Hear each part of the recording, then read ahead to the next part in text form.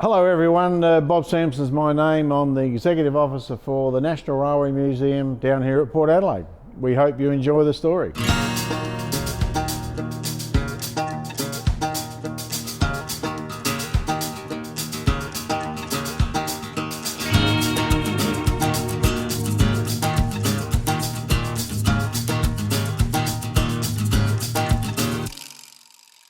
There is something like 100 different exhibits here at the Railway Museum, and some of my favourites include diesel number 900 Lady Norrie. That was designed and built at the Islington Railway Workshops and was the first mainline diesel to enter service in Australia in 1951.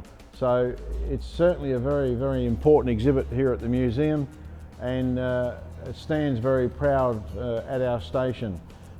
Inside the main display pavilion. The other exhibit I'm quite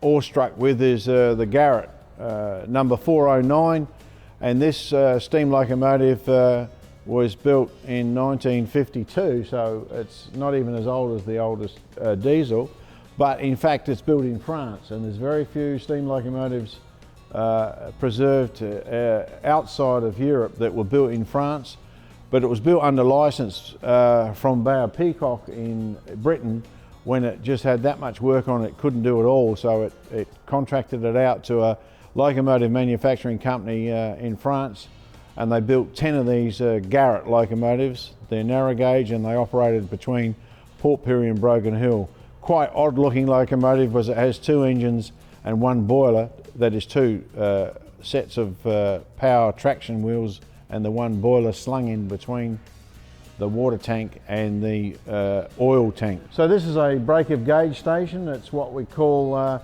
where two different gauges meet.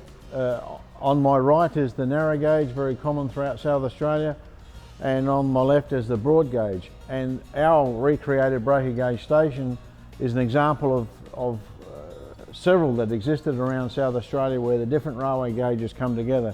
So what it meant was all the passengers had to get off one train, change over the platform and get on to the other train, and vice versa. Parcels and luggage and everything also had to be physically transferred from one train to the other. So people get a genuine appreciation of the complete different sizes, the architectural design of the engines and carriages. It's all very, very familiar in real life, and it's a good experience and an education point for people doing social studies and the history of South Australia. We believe the museum is a very important component of understanding about the history of South Australia because of the nature of the development of the state and the regional areas. Prior to roadways and railways, of course, in a big way, the state had several coastal ports, and those ports were all connected to rail lines that went into the agriculture areas, bringing back wool and grains that would then be loaded onto coastal shipping to take them from point to point. So prior to any road network, railways and shipping was a major connection in South Australia. Sleeping car example on the Broken Hill Express on my right, and on my left an overland sleeping car, a Lambie, that would run between Adelaide and Melbourne from the 1950s right through to the 1980s.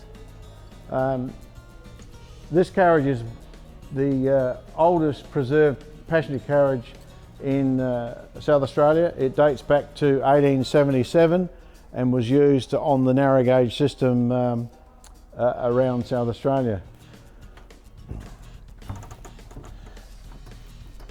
This carriage is used a lot by film crews and photo shoots purely because of its different appearance and also its age. It's, as I said, quite an old vehicle, parallel timber seating. You can imagine people travelling in this for several hours at a time. It was pretty rough and ready, but that's what you had to expect back then. If you were going to do regional train travel 120 odd years ago, this is a typical sort of carriage you would have ridden in.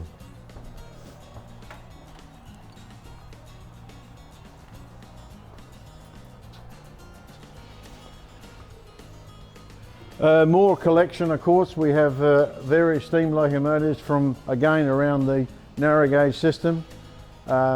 These operated again between mainly Port Pirie and Peterborough, and also the lines from Gladstone to Wilmington and Peterborough to Quorn. Ongar Paringa is a magnificent sleeping carriage off the Melbourne Express, or the Overland as it became later on.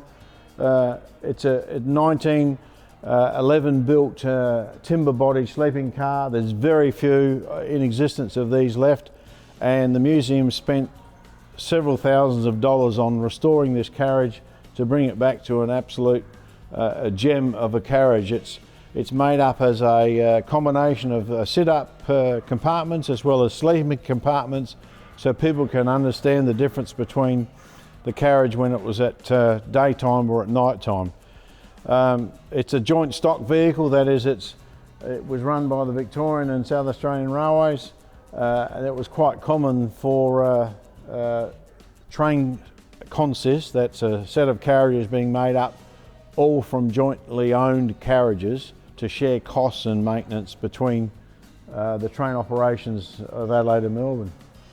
The Tea and Sugar train is a wonderful icon, and we're so happy to have 4 genuine carriages from the famous Tea and Sugar train which ran across the Nullarbor between Port Augusta and Kalgoorlie for decades, and it took food and produce and medical needs and all sorts of requirements for all those remote communities living, as I said, across the Nullarbor. So the once a week arrival of the Tea and Sugar train was very, very important. So it's important that we have a continual supply of new volunteers. So if you're interested in helping out with the museum in any way whatsoever, please make contact with the museum and talk through how you might be able to help out, because there's a wide variety of jobs to do and we always look out for extra people. And volunteers, as I've already said today, are so important to the museum. We've got about 120 regular volunteers, and this is commonly called the carpenter team, and they do anything mainly with timber. But no, all good, and as I said, without the volunteers we haven't got any projects we can do. Jeff, Ken and Con are just 3 of many of the volunteers we've got doing different jobs around the museum. 2 wonderful carriages in the collection are both off the Trans-Australian Railway. So that's the train that ran again between Port Pirie and Kalgoorlie, and we have 2 carriages off that train. One is a 1930s timber dining carriage, and the other one is a 1952 carriage built in Germany and brought out to Australia in 1952 as part of the repatriation of Germany. And that's a very rare lounge car. So this carriage, as I said, is a 1952 carriage built in Germany and came out to Australia to be part of the special passenger train between Port Pirie and Kalgoorlie. It continued to run until the early 1990s before the museum was able to secure it, but it's a wonderful, very continental European looking carriage, and we're so happy to have this as part of our collection. So as I said, this is a 1932 timber carriage dining car designed and built at the Port Augusta workshops to operate across the Nullarbor on the Trans-Australian train. We've spent a lot of time and money in restoring this dining car to create as close as we could what it was like to experience a trip in the dining car across the Nullarbor, and there's a lot of little artefacts and memorabilia that's part of the carriage itself, and it's available for hire. If people want to have a special function, they can hire this carriage as part of their experience at the museum. The dining car itself is very, very large in both height and width. which was typical of the carriages that were able to run across the Nullarbor back then because of the no restrictions of heights or widths. So it's a wonderful carriage, beautifully crafted timber, lighting, the ceiling itself. The carriage is almost 10 foot in width and it seats 48 people comfortably for a dinner. Now you can imagine going across the Nullarbor on this train, 60 miles an hour was the speed back then, being served restaurant style food from the dining car kitchen and sitting and enjoying company as you went across the Nullarbor. Unbelievable experience, I'm sure it must have been for all those people back then. We get people who often want to hire this carriage for their own private function, and although we're not involved directly with the catering side of it, we allow them to choose whatever caterer they wish to suit their budget, and we find it's becoming more and more popular for something completely unique to have a special party or a function in this carriage.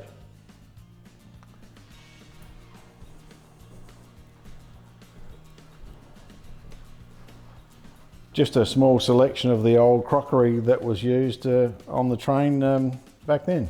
A social community life exhibition, and there's some interesting things in here. This display gallery is really in recognition of what it was like to be part of the railway family living in remote areas. So a lot of the exhibition is related to circumstances and the working conditions for those families who purely because one member of the family would have been involved in the railways either as a track worker or a driver or a fireman, station master. So we've assembled a whole lot of old signage and artefacts, photographs, some stories, anecdotes about family life in the remote areas. A lot of the doors, a lot of the fittings are either very accurate replicas or in fact the genuine articles themselves that's been recovered from various station buildings or locations and put into this environment to create what we think is a really good cross-section of remote family life if involved with the railways. Telephone exchange, of course, was something unique as well before modern communications. A bit of a recognition of the workshops being converted into wartime effort, and a wonderful tricycle which was a method of transport for various track layers to go from location to location. One of the highlights, particularly for children at the Railway Museum, is this huge permanent model railway. It's one of the largest permanent model railway setups in Adelaide, and it was built by, again, volunteer model railway enthusiasts and represents a bit of South Australian countryside. There's various scenes depicting bushfires or country towns, and it's very well laid out, and as I said, has lots of examples of different railway scenes around the state. There's quite a bit of interest in the types of trains that are actually operated on the layout, and they are changed over from time to time. So any repeat visitation, they won't see the same train running on each visit. One of the interesting debates when building the model railway is they finally decided that they would create a nighttime storm feel in one of the corners. So a part of the model railway is this nighttime with lightning effects at a port. So it's not designed after any specific port, but Port Adelaide does come to mind. But the silos, of course, are a little bit further away in reality. But we just think that the nighttime lightning scenes really worthwhile. The kids certainly love it. We're really pleased to have a facility as large as this, but it is so important because to run this museum and to operate all the trains we do, that's the small ones as well as the full-size ones, there's a lot of work to be done, and we need the facilities and the room to do it. As you can see, we've got a selection of what we call 457mm gauge steam and diesel locomotives that all need repairing. There's boiler work, there's bogie work, bearings, there's all sorts of different jobs. This locomotive we've been working on now for 10 years, and this is the one named after Len May. So Len will be operating, we hope, down on the Semaphore Railway by the end of the year, and it's certainly going to be very impressive to have such a large diesel locomotive operating down at Semaphore. Our little favourite blue steam engine, a lot of kids call it Thomas, but this locomotive's been operating at the museum now since we opened in 1988. Again, it was designed and built by the volunteers at the museum, and has been operating, as I said, for over 30 years now, and it's certainly a popular exhibit. Carriage repairs, everything is maintained here at the museum because there's nowhere to go and buy this stuff. You have to maintain it yourself. Manufacturing sleepers as well to correct the gauge so they're suitable for our own narrow gauge railway. Just work everywhere. Bogie frame overhaul. Our full-size steam locomotive Perron, as I said, it's 101 years old. It's one of the oldest steam locomotives still in service in Australia, and of course Perron, the name comes from a World War I battle in France, and again that ties in with our French-built steam locomotive we have. Whole array of different machinery that's all needed to undertake work at the museum, because without the volunteers and without the machinery and facilities we can't do anything, so it's so important.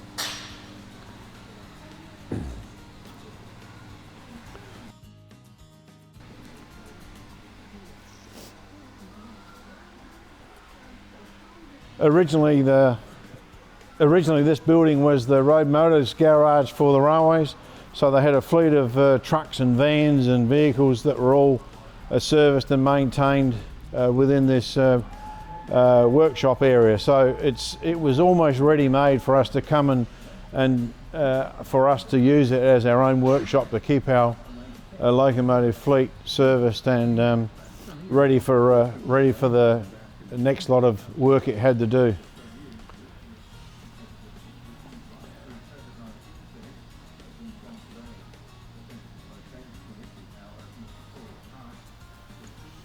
People would not have any idea the extent of the work that happens in there, but we have to do it. You know, without a facility like that to keep all the trains maintained, we just can't do it. So it's very important to us. It's again, National Railway Museum. Look, it's wonderful that in fact it's not funded and run by the government. It's run by dedicated volunteers. So that really means so much more to the community, and I think that's why we also get a lot of loyal support, is the fact that we are independent, it's run by volunteers, and there's no funding that's coming on a regular basis from the government. So it's a great testimony to the interest of those people involved. There's a lot of volunteering that's undertaken, particularly in Australia, and from a whole range of different services. For instance, the Meals on Wheels, the firefighting services, riding for the disabled. It's not just railway museums. Railway museums is just one small component of the huge voluntary effort that goes into looking after the community, and also being respectful that sometimes people aren't as fortunate as others. As I mentioned before, the second display pavilion is named after Ron Fluck. He was the founder of the Railway Museum way back in 1964. On my left is the Budd rail car, again imported from America in the early 1950s, and one of its first jobs was to run a passenger service to the very secretive and developing Woomera rocket range northwest of Port Augusta. So built, as I said, in America and imported out to do a specific job, and we're so pleased to have that very, very rare piece of American railroad passenger travel as an item at the museum. On my right is DE-91. Believe it or not, the American Navy imported 4 of these to the Sydney Harbour wharf area during World War II to assist with the amount of maritime traffic that had to be loaded or unloaded on the docks at Sydney during World War II, and the New South Wales Railways just couldn't cope with the amount of extra work, so the Americans made sure there was going to be sufficient locomotive shunt power, and hence where this one came from. Made in the USA, and it's very important that parts of the history of these items are understood by the visitors. So, you know, we're talking about stuff that's been built in France, in Germany, in Scotland, England, America. So again, it's a wonderful collection of different items around the world. So what's really important, and the message is, if you haven't ever been to the National Railway Museum, or if you have been and you want to come along again, by all means come and bring your family and friends. This year we have a couple of events already in the pipeline before the end of the year.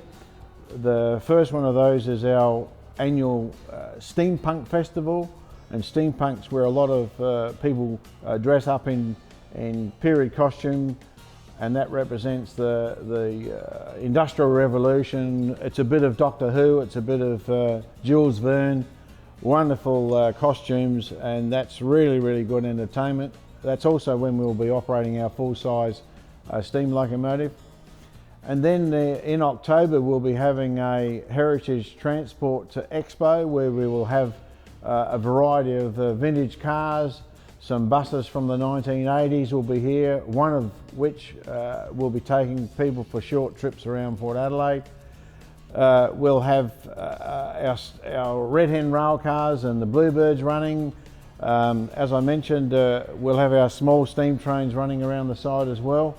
Hopefully the South Australian Historical Police will have its vehicle collection at the museum. So look, all in all, a couple of great events to still come before the end of the year. So if you can come along, there's always plenty of fun things to do here at the Port Adelaide National Railway Museum. Yeah, so just to recap, the museum's open every day of the week between 10 AM and 4 PM. So I really invite you to come down at any time of the year during those days. Watch us on Facebook and our website, because there's all the event information on there. So please come on down.